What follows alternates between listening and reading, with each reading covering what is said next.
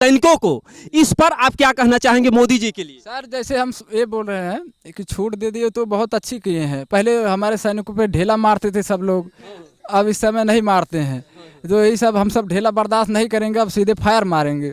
उतना हमारे सब क्षमता बनाए जा। धरती पे कोई भगवान है, देश के मेरे जवान हैं, करते हैं सुरक्षा मेरी, दे के अपना वो बलिदान है।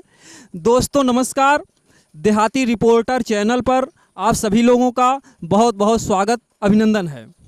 मैं इस समय जैतपुर ग्राम सभा जो कि नेवादा के बगल में पड़ता है, यह जलालपुर तहसील और अंबेडकर नगर ज़िला है।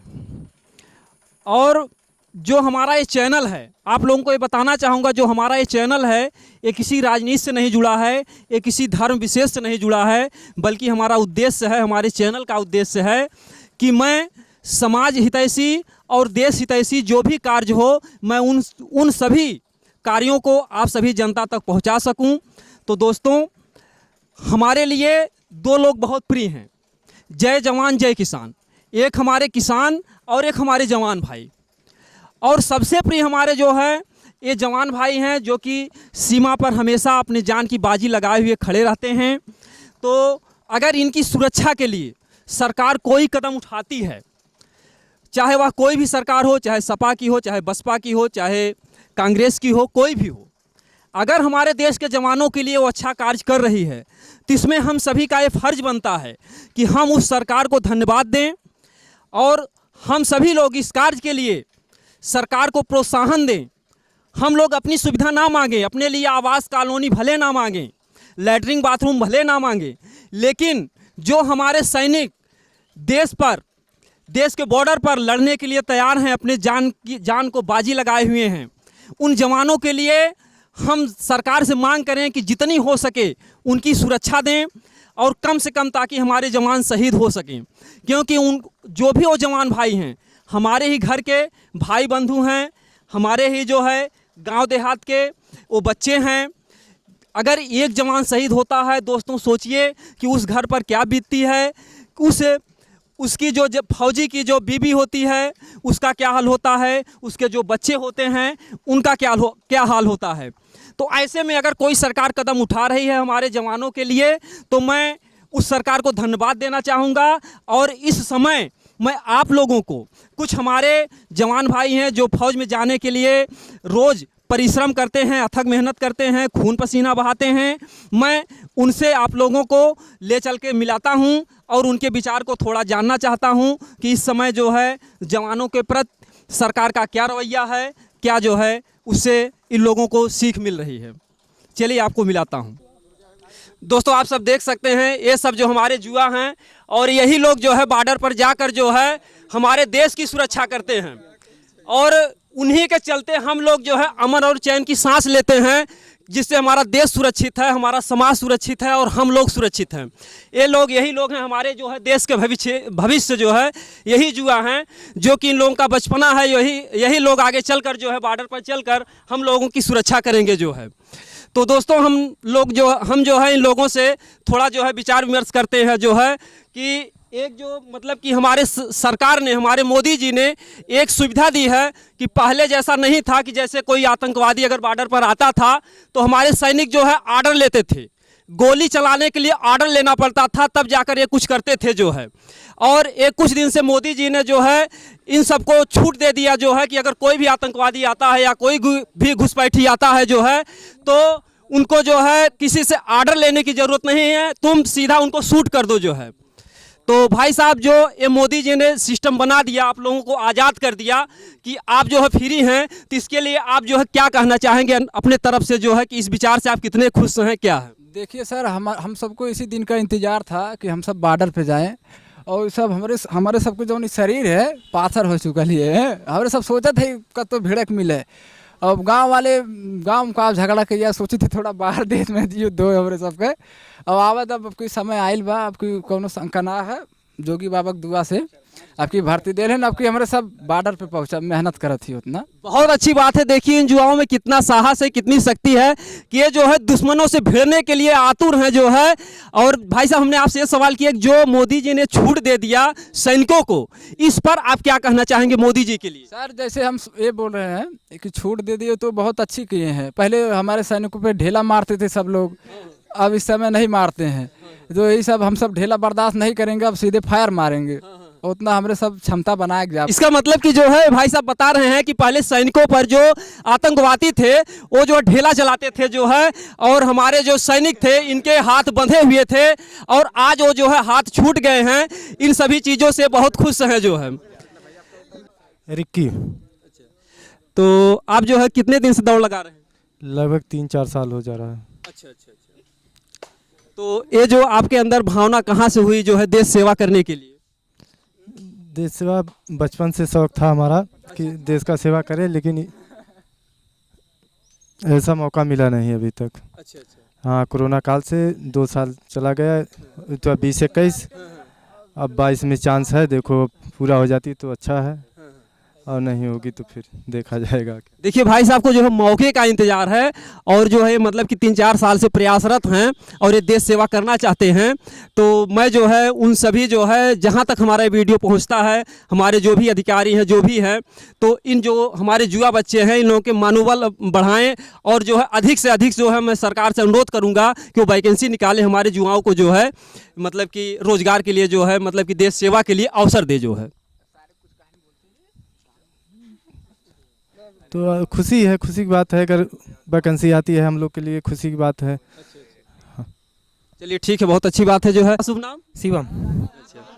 तो आप कितने दिनों से दौड़ लगा रहे हैं? हम लगभग सर 1 साल से दौड़ लगा रहे हैं। हमको दौड़ते हुए 1 साल हो चुका है, और हम लोग परमानेंट दौड़ रहे हैं। यहाँ सब जितने लोग हैं सब दौड़ने में ठीक ठाक हैं और अच्छी तरह दौड़ते हैं, रेगुलर दौड़ते हैं, शाम सुबह दोनों टाइम दौड़ते हैं। बरसात में भी दौड़ते हैं हम लोग, ठंडी और गर्मी और बरसात नहीं देखते हैं।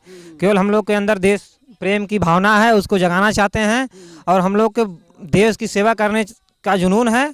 और ये जुनून बचपन से था। हमारे गांव में भी बहुत से लोग हुए हैं, और वो लोग हम लोगों को समय समय पे आके प्रेरणा भी देते हैं कि जाइए देश की सेवा करिए। देश की सेवा करना ही सबसे बड़ा कर्तव्य है। हृदय नहीं वह पत्थर है जिसमें स्वदेश का प्यार नहीं। और जो है जैसे पहले अन्य जो है मतलब कि जैसे अभी क्या हुआ कि तमाम अत्याधुनिक जो है औजार जो है, और तमाम जो है क्या बोलते हैं जो शरीर पर युवाओं के लिए सैनिकों के लिए सुरक्षा कवच जो है मोदी जी ने बनवाया। तो अभी जो अत्याधुनिक तमाम हथियार ला रहे हैं मोदी जी बाहर से, जो है लड़ाकू जहाज है, अपाचे है, इसके बारे में आपका क्या ख्याल है? इसके बारे में देश को क्षति बहुत पहुंच रही थी। इससे आने से देश का सैनिक भी बचा रहेगा। देश को बुलेट प्रूफ जैसे जैकेट मंगवाए हैं अभी, उससे जो सैनिक है वो थोड़ा कंफर्टेबल महसूस करेगा, और कहीं भी निडरता से लड़ सकता है किसी भी से, और वह मुंहतोड़ जवाब दे सकता है। मतलब ये जवानों के लिए जो बुलेट प्रूफ आया है, इससे हमारे जवानों की जो शहीद की संख्या होती थी वो कम है। इससे आप काफ़ी संतुष्ट हैं? हाँ, इससे हम बहुत संतुष्ट हैं, और सरकार से भी संतुष्ट हैं कि सरकार नवंबर तक ऐलान कर दिया है कि भर्ती हो जाएगी बच्चों का। और हमको ये भी सुनने में आ रहा है कि सरकार चाहती है कि हर साल 2 बार वैकेंसी निकले। अब फिलहाल हर साल की तरह से ही कम वैकेंसी, अब की 40,000 ही निकाली, 46,000। हर साल 86,000 90,000 की भर्ती निकलती थी, वैकेंसी होती थी। तो अब की बार कम है और बच्चे भी ज़्यादा हैं, तो थोड़ा सरकार को इस पर भी ध्यान देना चाहिए था। ठीक है, सरकार जो है बहरहाल जनसंख्या बहुत ज़्यादा, इतने लोग बेरोजगार हैं, लेकिन फिर भी हम जो है सरकार से अनुरोध करेंगे कि इन जवानों ये जो हमारे युवा पीढ़ी है इनको जो है अवसर दे जो है देश सेवा का। और बोलिए भारत माता की, भारत माता की जय हिंद, जय हिंद। भाई साहब आपका शुभ नाम? मेरा नाम विनीत चतुर्वेदी है। मैं ग्राम जैतपुर का यहीं का निवासी हूँ। और मेरा ये मानना है कि कोई भी युवा हो, अगर वो चाहे भारतीय सेना में जाना चाह रहा हो या फिर किसी और वैकेंसी के लिए अगर अपना इच्छा प्रकट कर रहा है, तो उसके लिए सबसे पहले जो अहम बात होता है उसकी खुद की योग्यता।